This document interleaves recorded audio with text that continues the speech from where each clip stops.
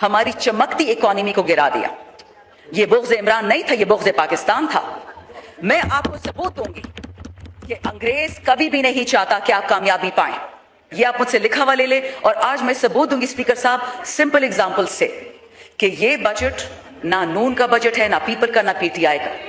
یہ دو موروثی خاندانوں کا بجٹ ہے, اور آپ دیکھیں گے کہ اگر اس نے پاکستان میں تباہی نہیں پھیری, اگلے سال بھی بجٹ ہوگا, اگلے سال ہم بھی ہوں گے, آپ بھی ہوں گے. میں آپ کو مثال دیتی ہوں. جناب اسپیکر, شہباز شریف صاحب جو آج بھی وزیر اعظم اپنے آپ کو کہتے ہیں, انہوں نے آج سے 4 سال پہلے یہ کہا تھا کہ جو بندہ 30,000 روپے کماتا ہے وہ غریب ہے. عمران خان کی حکومت تھی اور پیٹرول 118 روپے پہ لیٹر تھا. آج وہی پیٹرول 400 روپے سے زیادہ ایک لیٹر آ گیا, اور شہباز شریفی کی حکومت اور زرداری صاحب کی حکومت کہہ رہی ہے کہ جو بندہ 8,400 روپے کماتا ہے وہ غریب ہے, لیکن جو 8,500 کماتا ہے وہ غریب نہیں ہے. یعنی 4 سال پہلے جو 30,000 کماتا تھا وہ غریب تھا, لیکن آج اس تباہی کے زمانے میں جو 8,500 کماتا ہے وہ غریب نہیں ہے. اس منافقت اور اس جھوٹ کا علاج میرے پاس نہیں ہے اسپیکر صاحب, یہ آپ کے پاس ہے. ہمارے ساتھ سوائے اللہ کی قوت کے کچھ بھی نہیں ہے, لیکن سچ اور جھوٹ اس فلور پہ ہمیں کہنا پڑے گا. میں صرف آپ کو یہ پیسے کے اکٹھا کرنے کا طریقہ بتاتی ہوں. 3 چیزوں پہ ہم سے پیسہ اکٹھا کیا جا رہا ہے اور پیسے ہم اٹھاتے ہیں. اب مثال دیکھیں, بجلی, گیس, تیل, 3 چیزیں. بجلی جو پن بجلی ہے وہ میرا صوبہ بناتا ہے اسپیکر صاحب, 2.5 روپے پہ ہم بیچتے ہیں وفاق کو بجلی, اور ہمیں وہی بجلی 60, 70, 80 روپے میں واپس مل رہی ہے پورے پاکستان کو. پیسہ کہاں جا رہا ہے؟ گیس, بلوچستان اور خیبر پختونخوا سے جو گیس نکلتی ہے, ہمارے چلو صوبوں میں تو ہمیں ملتی نہیں ہے, ہم تو ویسے بھی کسی کو پسند نہیں ہے اپنی معدنیات کی وجہ سے, لیکن باقی پاکستان کا کیا گناہ ہے؟ آپ کی پنجاب اور سندھ سے کیا دشمنی ہے؟ ان کو کیوں مہنگا گیس دے رہے ہیں؟ یہ جو IMF نے ہماری سبسڈی ختم کر دی ہے غریب پہ, مالدار پہ کیوں نہیں ختم کرتے؟ میں اس کا مثال بھی آپ کو دوں گی. اور تیسری چیز اسپیکر صاحب, تیل. اس حکومت کے پاس 28 دن کے ذخیرے تھے تیل کے, جب ایران کے ساتھ امریکہ نے اٹیک کیا, اسرائیل نے اٹیک کیا, جنگ چھڑ گئی. وہ جو 28 دن کے ذخیرے یہاں پڑے ہوئے تھے اس پہ بھی ٹیکس لگا دیا, جھوٹ بول کے کہ نیا ٹیکس ہے. وہ اللہ کا شکر ہے کچھ دن بعد وہ جھوٹ ان کو خود واپس لینا پڑا.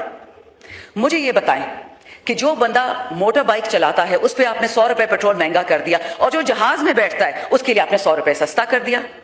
مجھے بھی جہاز کا بہت شوق ہے اسپیکر صاحب, لیکن کیا غریب پاکستانی جہاز میں بیٹھ سکتا ہے؟ اور تو چھوڑے, جو بزنس کلاس میں اڑے گا اس پہ 100 روپے, اس پہ بزنس ٹیکس بھی ختم کر دیا.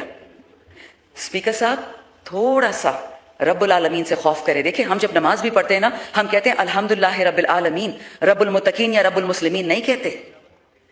جب غربت آتی ہے پیپلز پارٹی والے پہ, نون والے پہ, پی ٹی آئی پہ, جس طرح ڈرون آتا ہے, چاہے وہ اہل سنہ ہو, چاہے وہ اہل تشیع, وہ جس سیاسی پارٹی سے تعلق رکھتا ہو, یہ غربت سب پہ آ رہی ہے. یہ اس والوں پہ بھی آ رہی ہے, ہم والوں پہ بھی آ رہی ہے. کیا کسی کو یہ احساس نہیں ہے کہ آپ لوگوں کی کھال ادھیڑ رہے ہیں؟ لوگوں کو جواب نہیں دینا آپ نے. چلو رب سے تو کوئی نہیں ڈرتا, جو آج کل زندہ ہے لوگوں کا ہی سوچ لیں. اسپیکر صاحب نیکسٹ پوائنٹ, اور سب سے یہ غم والی بات ہے, میں نے جو آپ کو بتایا پیٹرول کی بات, ہمارا جو آٹا, ہمارا جو گوشت یا جو انڈا یا دودھ یا جو بھی چیز ایک غریب کی خریدنے کی ہوتی ہے وہ جہازوں میں نہیں آتا, وہ انہی موٹر بائکس, ان چنچو, ان سزوکیوں پہ آتا ہے.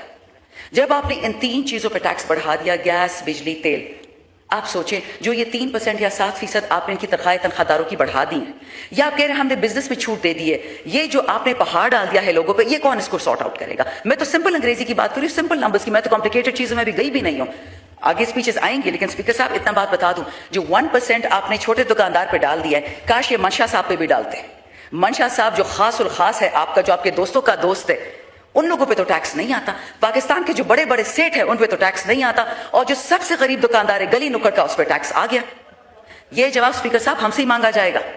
ہم جو ایوان میں بیٹھے ہیں, I can assure you speaker صاحب, لوگ نہیں چھوڑیں گے. Let's move on to the next issue. آپ کا جو یہ بجٹ ہے اسپیکر صاحب, یہ بنایا کس لیے ہے؟ مریم باجی اور بلاول بھائی, ان کے جو 2 خاندانوں نے قرضے لیے ہیں, بی بی صاحبہ نے اور ان کے چاچا نے پورے پاکستان کا پیائیے 10 خرب میں بیچا, 10 ارب میں, اور بی بی صاحبہ نے, مریم صاحبہ نے اپنے لیے ایک جہاز 12 ارب میں خریدا ہے. اس میں کبھی ان کا بیٹا گھوم رہا ہوتا ہے, کبھی ان کا والد گھوم رہا ہوتا ہے.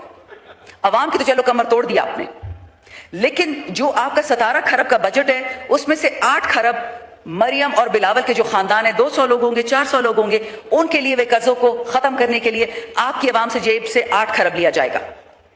لیکن اب باقی پاکستانی کتنے رہ گئے ہیں؟ 25 کروڑ 14 لاکھ. ان کے لیے کتنا پیسہ مختص کیا؟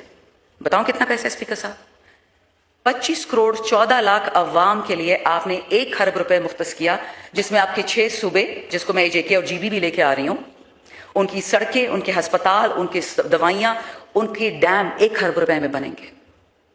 क्या ये डूब मरने का मौका नहीं है स्पीकर साहब? 2 खानदानों के लिए 8 खरब रुपए और पूरे पाकिस्तान के लिए 1 खरब रुपया।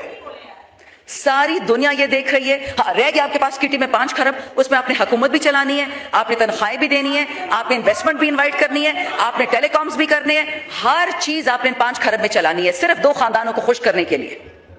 स्पीकर साहब, ये कीमत हमें अदा करनी पड़ेगी। ये मुझसे आज लिखा हुआ ले ले, मैं आपको सबूत के साथ हर बात बता रही हूं, किसी को पसंद हो किसी को नापसंद हो।